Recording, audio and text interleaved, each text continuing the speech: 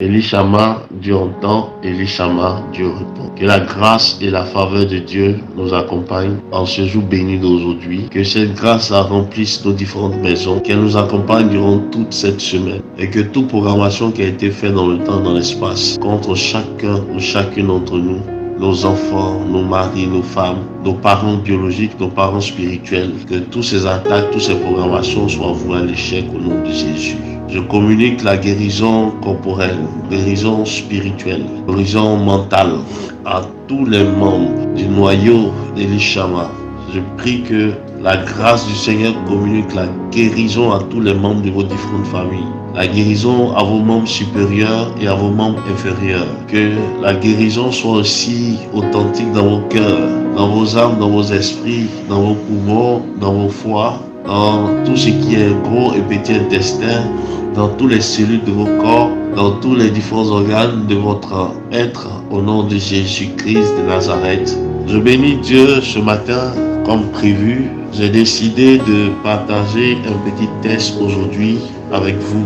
Le livre de Marc chapitre 16. La Bible dit que dans ce livre, le Seigneur Jésus nous fait une promesse. Il dit dans la parole, voici les signes qui accompagneront ceux qui auront cru. Ils guériront des malades, ils ressusciteront des morts, ils mangeront du poison, rien ne va leur arriver. Ils vont marcher sur des scorpions et puis à rien. Parce que le Seigneur Dieu est fidèle à sa parole. Il dit dans le psaume 91, 1000 tomberont à ta droite et 10 000 à ta gauche, et toi tu seras point à terre. Et il précise que ni les fléaux, ni les choses de ce monde ne pourront toi t'affecter. Dieu étant amour, étant bon, un père qui aime ses enfants, qui ne veut pas nous voir dispersés, à travers son Fils Jésus, nous donne la possibilité d'agir, de fonctionner comme lui Dieu. Donc du coup, il nous donne ce pouvoir, de pouvoir lier les choses sur terre et en même temps les lier dans les cieux, mais il nous donne aussi le pouvoir de délier les choses sur terre et de les délier dans les cieux. C'est pourquoi un chrétien qui se prend au sérieux, qui aime Dieu vrai, est un danger pour une nation païenne, pour des féticheurs et ses amis les sorciers. Parce que la Bible dit, la vie et la mort sont au bout de la langue d'un chrétien. Ce que tu crois confesser, c'est ce qui va se passer. Ce que tu vas dire, c'est ce qui va se réaliser. Parce qu'en parlant, tu libères des sémences. Et ces sémences, quand elles tombent dans des terres fertiles, elles produisent toujours ce que tu auras dit. C'est pourquoi la Bible dit, dans Ésaïe 55, que la parole de Dieu ne retourne pas à lui sans avoir accompli ce pourquoi elle a été produite. La parole de Dieu ne retourne pas à Dieu sans avoir accompli ce pourquoi elle a été produite. Quand tu libères une parole, elle ne retournera jamais vers toi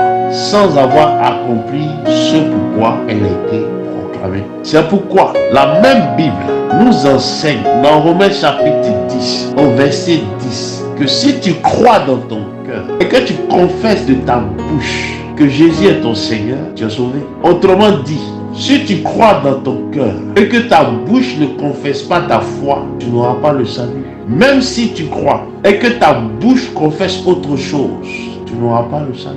C'est pourquoi le Seigneur dit, celui qui met sa main à la charrue et qui regarde en arrière n'est pas digne de lui. C'est pour te dire quoi? Tu peux beau parler, mais si tu n'arrives pas à affirmer ta foi, à manifester la foi réelle, parce qu'il y a la foi biblique, c'est de croire en tout ce qui est écrit dans la Bible. Il y a la foi religieuse. On croit en l'église catholique, elle est ordonnée, elle est bien. L'église est support et colonne de la vérité. Il y a la foi païenne. Tu demandes à un marabout, un féticheur, tiens, Jésus va te dire, Jésus est le Fils de Dieu. Mais il ne croit pas en Jésus. Mais il sait que Jésus est le Fils de Dieu. Il affirme ça avec foi, mais il ne croit pas. C'est pourquoi il fait ses fétiches et il adore d'autres dieux. Mais il y a la foi authentique. La foi authentique, c'est de croire qu'il y a un Dieu qui existe. Et ce Dieu-là s'est fait malédiction pour que toi, tu sois bénédiction. Et ce Dieu, ce qu'il dit, il le fait. Il est tellement vrai qu'il a des oreilles et puis il entend. Il a une bouche, il parle. Il a des yeux, il voit. Il a des bras qui fonctionnent. Il a des pieds qui fonctionnent. C'est pourquoi il dit, David dit, même quand je marche dans l'ombre de la mort, je ne crains aucun mal. Car l'Éternel, mon Dieu, me soutient.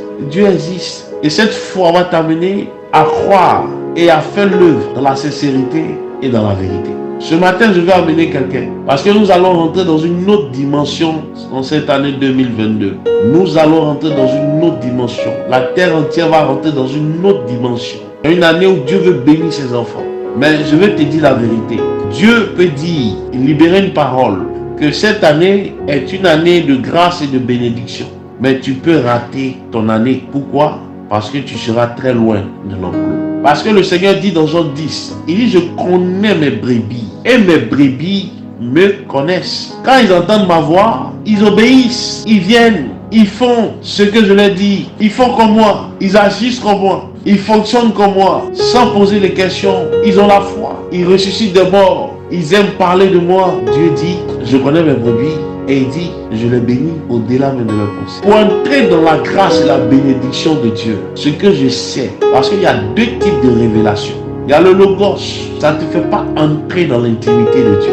Mais il y a le réma qui t'ouvre les yeux et tu arrives à comprendre les pensées de Dieu. Or la Bible dit, la sagesse de Dieu est une folie pour nous les hommes. Parce qu'on ne peut pas comprendre, on ne peut pas réaliser, on ne peut pas accepter le fonctionnement de Dieu. Or c'est la meilleure chose, c'est la meilleure manière de marcher. Dieu peut te dire, mon fils, je veux ça. Mais ton intelligence va t'amener à comprendre que pourquoi moi, je dois briller mon dimanche pour venir servir Dieu. Or, je n'ai pas assez de temps. Toute cette semaine, je suis occupé. Il y a seulement mon dimanche pour rester avec ma famille, saluer des cousins, voir des potes. À l'instant, je dois me reposer. Mais Dieu va te dire, fils, le dimanche là, donne-moi ça. Le seul jour où tu dois te reposer, Dieu va te dire, donne-moi ça. La sagesse de Dieu est bizarre.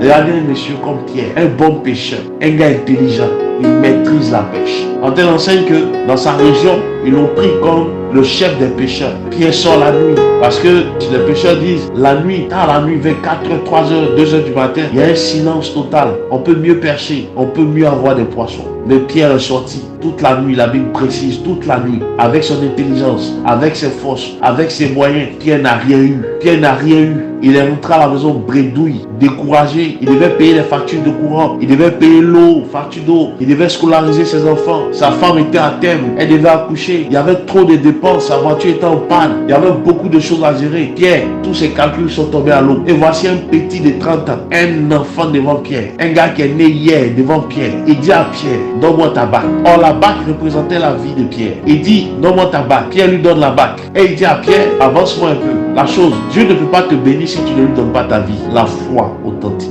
Dieu ne peut pas te bénir si tu ne lui donnes pas ta vie. La première des choses qu'il va te demander, c'est ton toi d'abord qu'il va demander. Il dit, Pierre, donne-moi ta bague. Il pourrait dire à Pierre, va là-bas, là, tu as péché. Mais il regarde Pierre et puis il dit à Pierre, donne-moi ta bague. Le monsieur est fatigué. Le monsieur a tourné. Le monsieur s'est cherché. Jésus dit, donne-moi ta bague.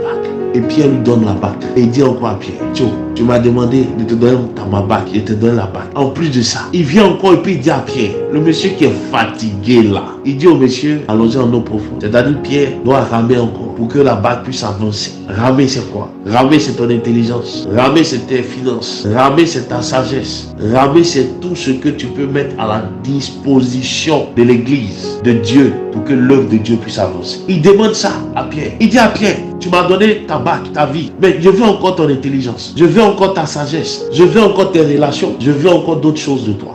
Dès que Pierre commence à aller, il dit à Pierre, c'est bon, jette ton filet là, tu auras des poissons. Pierre a commencé à jeter. Et il a eu des poissons. Je veux que quelqu'un comprenne aujourd'hui que je ne suis pas un prédicateur pour venir te faire croire que Dieu va te bénir. Parce que tu le sais déjà, tu es un appelé, tu sais que tu es béni. Je ne suis pas là pour dire que j'ai vu quelque chose sur la vie des gens. Je ne vais jamais faire ça. Mais je suis là pour que comme Pierre, tu puisses donner ta bague à Jésus et pêcher de gros poissons afin que ça soit un signe de témoignage pour la gloire de Dieu.